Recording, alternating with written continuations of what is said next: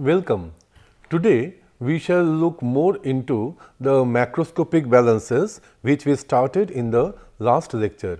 In this lecture we shall know something more about the lumped system, and then we shall move on to the mass conservation in integral form and energy conservation in integral form.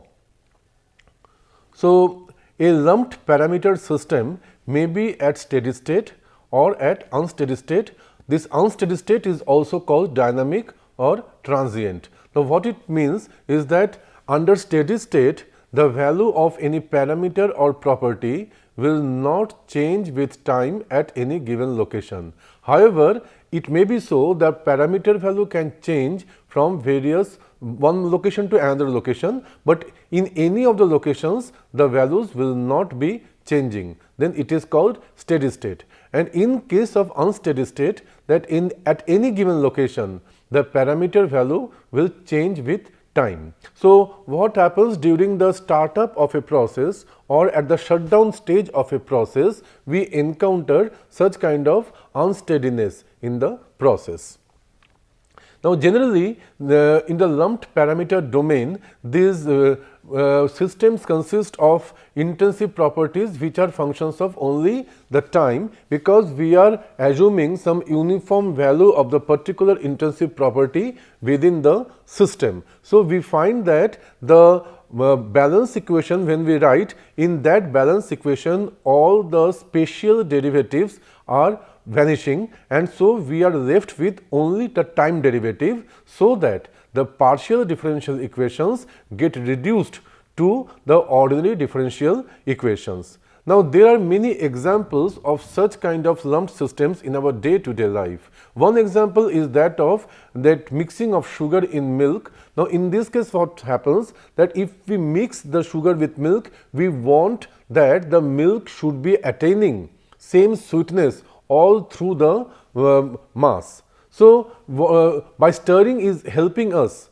to make this uniformity faster. We can even do the same thing by not stirring it, but we know that if we do not stir, then it will take longer time to get the uniform sweetness. So, when we are not stirring, that means we are going through some kind of unsteady state behavior, and then we are reaching the steady state when the whole solution becomes of the same sweetness. On the other hand, when we are mixing it, we are trying to reduce the time of the unsteady period so that we can reach the steady state quickly. A similar example can be given from the heat transfer domain. In that case, we can consider the mixing of a hot and cold fluid. If we leave this system alone, then it will take its own time through convection and some part of radiation for the fluid to get mixed and attain a single temperature. On the other hand, if we are stirring this whole mixture, then we will find that the whole mixture will be attaining a single temperature, or it will reach a steady state quicker, than without stirring.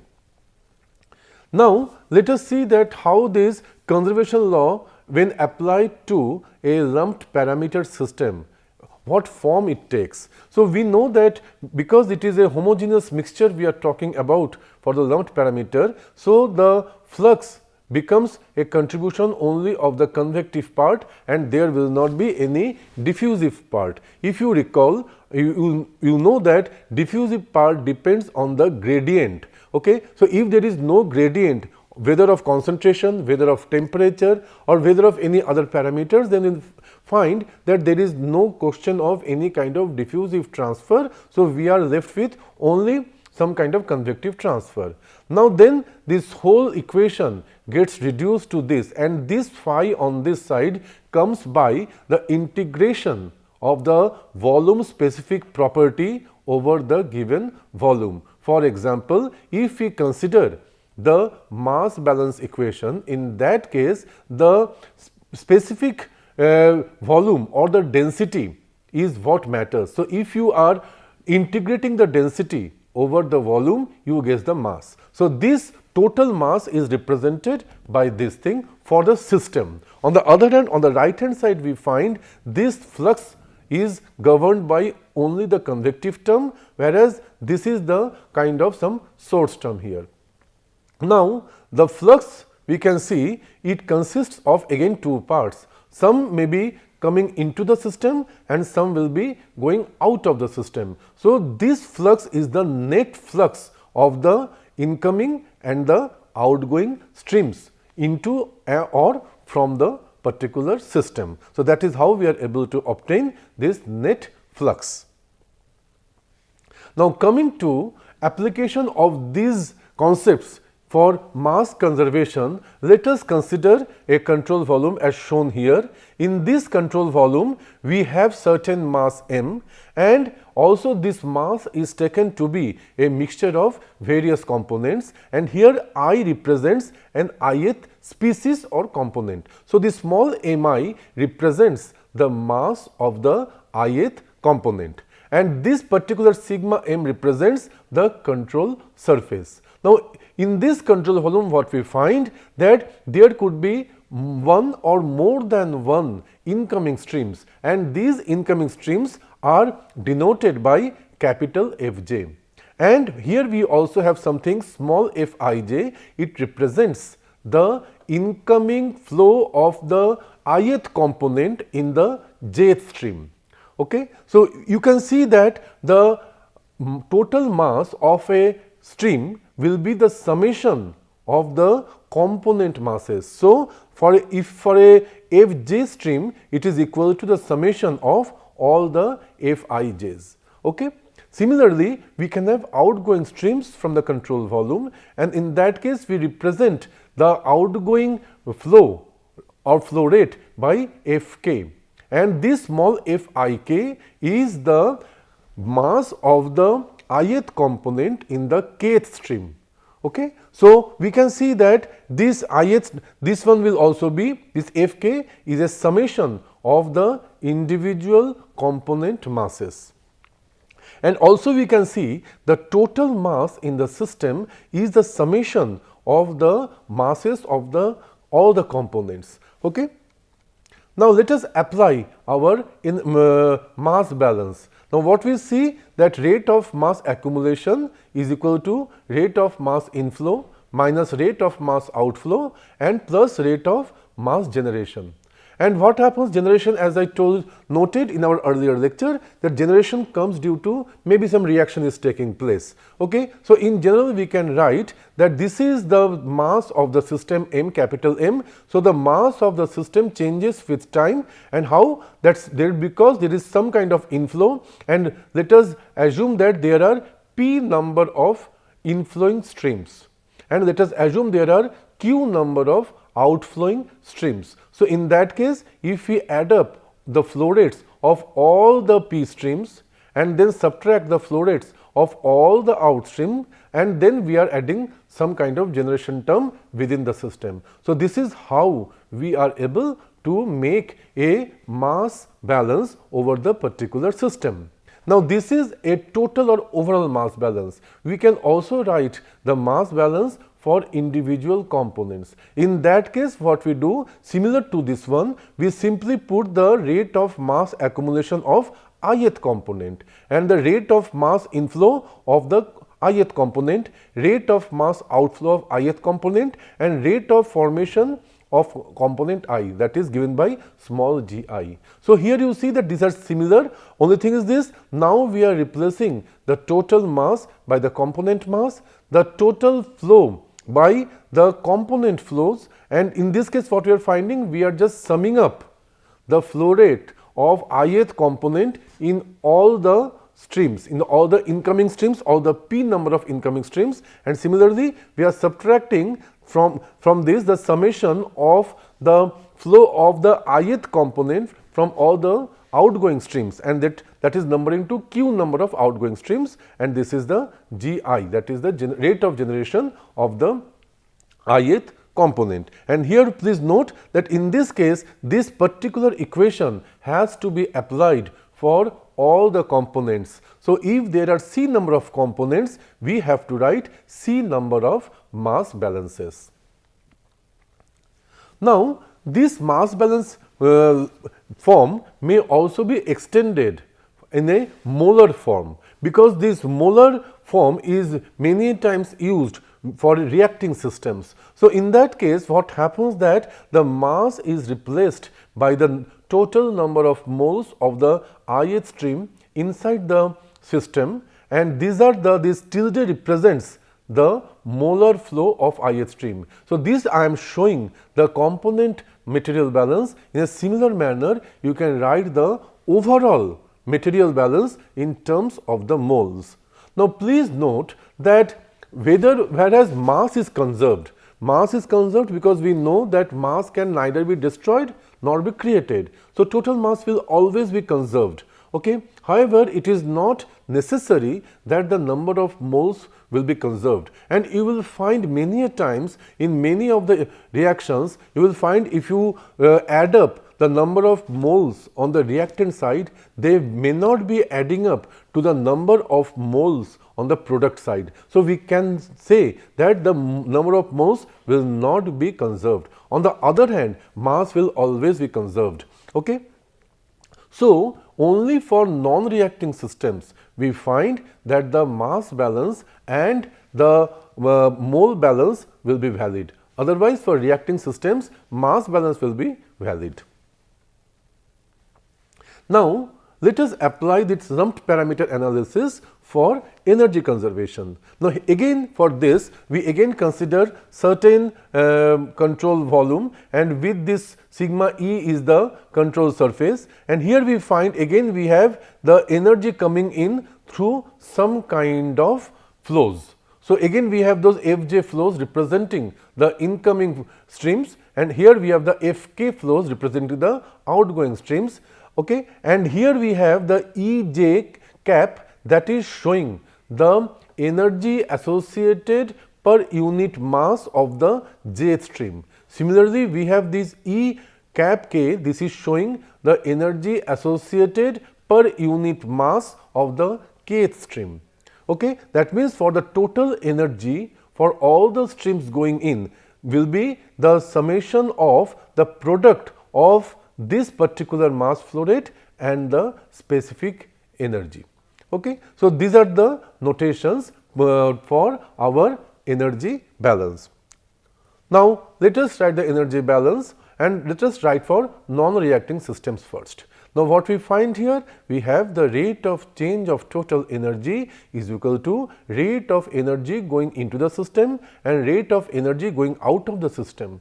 And what we find here, the total energy of a system is now will be dependent on many other energies. And how do we calculate it? That any energy of any system consists of basically these three parts. One is the internal energy, then the potential energy and the kinetic energy. Internal energy, as you know, is coming due to the structure of the particular system and due to the various kind of interactions between the constituting particles within the system. That is the internal energy of the system. And then we have potential energy that comes due to the elevation of the particular system with respect to some datum. Okay? Now, this elevation could be positive or negative. Similarly, we have kinetic energy that comes due to the motion of the particular system.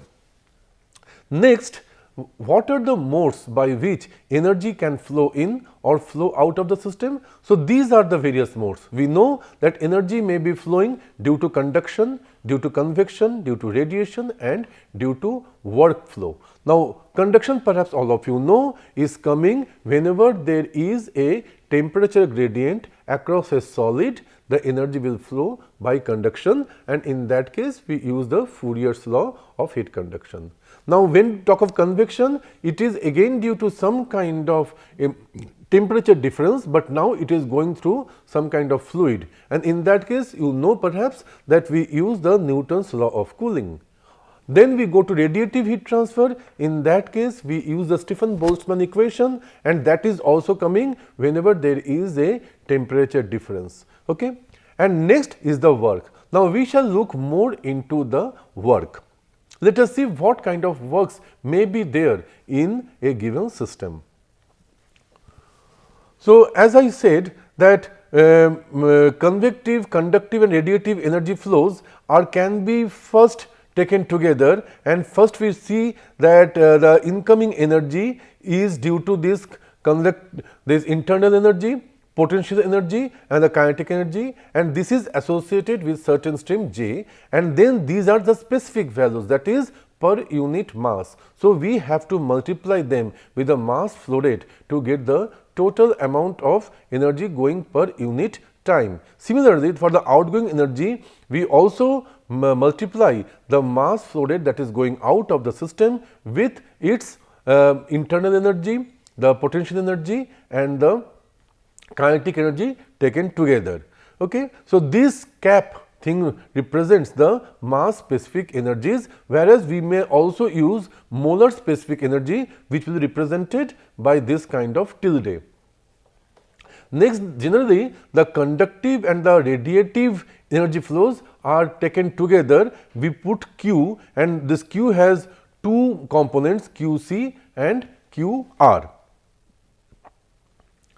Now, you see that work may be done in various manner. Now, a system may do work on the surroundings, or the surrounding may do work on the system. Now, because of these two kinds of interactions, some kind of sign conventions are followed in the literature.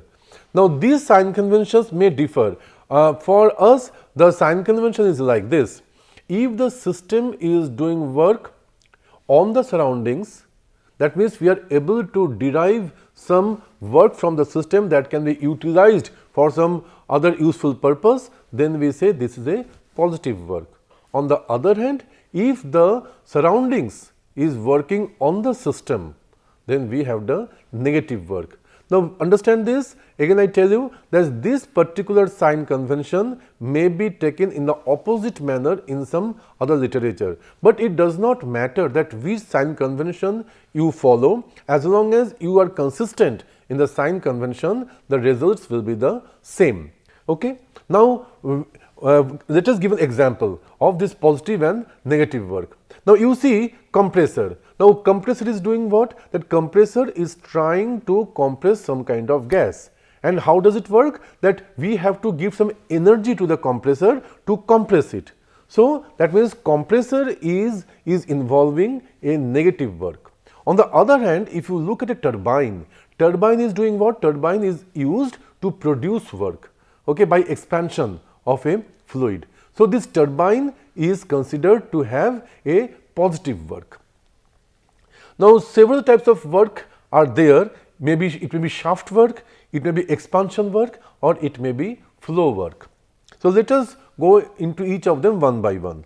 First, let us look into the shaft work. It is denoted by, say, W with a subscript of S. Now, it represents what? It represents the mechanical energy of from or to the system. So, if there is any kind of mechanical energy being transferred from the system or to the system, we call it shaft work. An example why it is called shaft, because we take it like this, that there is a motor on which we have some shaft, and when the motor rotates, and if we are placing some kind of load on the shaft, the load will also be rotated, maybe rotated, or it can also undergo some other kind of motion. Okay? So, that is why we call it a shaft work. It is a purely mechanical energy being transferred. Then we have expansion work. Please understand, expansion and compression are opposite to each other. So, if we have negative expansion, we take it to be compression. Okay. Now, when do we have expansion work? When we have a control volume which is flexible. By flexible, we mean that the control volume is not retaining its shape. For example, in a balloon, if we are trying to inflate a balloon, it will start enlarging. So, that is a flexible control volume. On the other, we can also have some control volume with a movable interface. For example, a piston, a syringe, you can say that syringe, we can see syringe in our day-to-day life. For example, in the injection, we find that we are using syringe to draw the particular medicine. Okay? So, in that case, that is a movable interface. So, that also comes under this kind of expansion work system. Then this work accounts for any kind of compression or expansion of the control volume, and this is obtained how? Numerically, it is obtained by taking the integral of the pressure with the volume. So this PdV, we call it sometimes PdV work. It means that we are taking the small integral in small control volume over which we are putting a pressure, and then it is doing some work, and then we are integrating it over the whole volume. Okay? And negative work of expansion is the work of compression. Now next we come to the flow work, and what it is? It accounts for the work done on a fluid as it flows into or out of the system. Okay? So whenever there is a flow, there is a flow work associated. So if there is no flow, there is no flow work. Okay? And it depends on the inlet and outlet pressures, the specific volumes of the fluids at the inlet and outlet, okay, and also depends on the mass flow rate. And without going into the derivation of this, let us see that what form it takes. So this P into V cap, this V cap is the specific volume. So this P into V cap represent the specific flow work. Okay? And for the jth stream, if we write it and multiply with the flow rate of the jth stream, then we get the total flow work associated with the jth stream. And then when we add it up for all the P incoming streams, then we have the total amount of flow work going into the system. Similarly, for the outgoing streams also, we can do that. We can take the summation over all the Q outgoing streams for the product of the mass flow rate of the kth outgoing streams with its this flow work, specific flow work. Okay? So, and when we do this kind of an algebraic sum, we get the total flow work associated with a system. Now, after knowing about all these work and energy changes that could be there in a system, now we are ready to write the conservation law for the energy in this form. So, here we have for a control volume V, we write it like this, that we have the dE by dt, that is the energy change within the system with time, is equal to the total amount of flow work that total amount of energy that is going with all the incoming streams minus total amount of energy that is going out of the system for all the outgoing streams, then plus some kind of heat transfer and some kind of work interaction. Okay? Now, what we do, this E we put in terms of all the individual energies, that is the internal energy, the potential energy and the kinetic energy for both the incoming and for the outgoing streams. This is the total of the convective and the radiative heat transfer, and here we write all the sorts of work associated with our work, that is the shaft work, the expansion work, and this is the flow work for the incoming streams, and this is the flow work for the outgoing streams. Now we rearrange this equation, and on the rearrangement we put this like this, that U and with this we put the flow work PV, okay, and then rest of the things remain the same.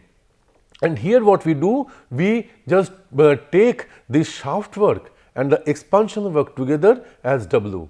Now we know that U plus PV is the enthalpy from thermodynamic relation. So this is the need of this rearrangement. Now what we do, we rewrite this expression in terms of the enthalpy of the system. So now finally we obtain this particular equation for the energy balance in terms of the enthalpy, potential energy, kinetic energy, the heat transfer by the conduction and radiation, and the total work.